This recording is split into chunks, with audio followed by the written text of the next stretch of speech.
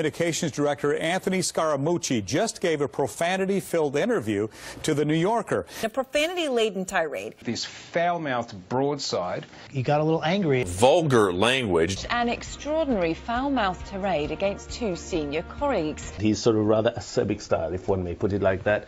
In language you might expect to hear from a drunken bar crowd at a strip club. Scaramucci used curse words, some of which I can't use, I can't put on air. It looks like the mooch needs a swear jar. He's called Rant's Priebus a schizophrenic, a paranoid schizophrenic. And that is just the nicest of the terms that are being used. Yes, he had An effing paranoid schizophrenic, a paranoiac.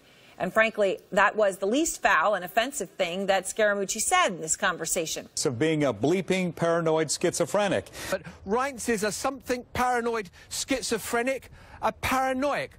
Had some really choice word for Steve Bannon.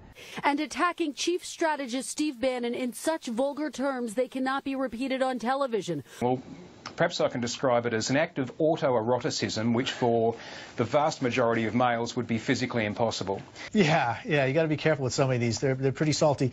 In fact, Scaramucci threatened to, quote, effing kill all the leakers. Let me leak the blanking thing and see if I can blank block these people the way I blank blocked Scaramucci for 6 months. I'm not going to keep just saying blanking. I mean, these things were vulgar and foul.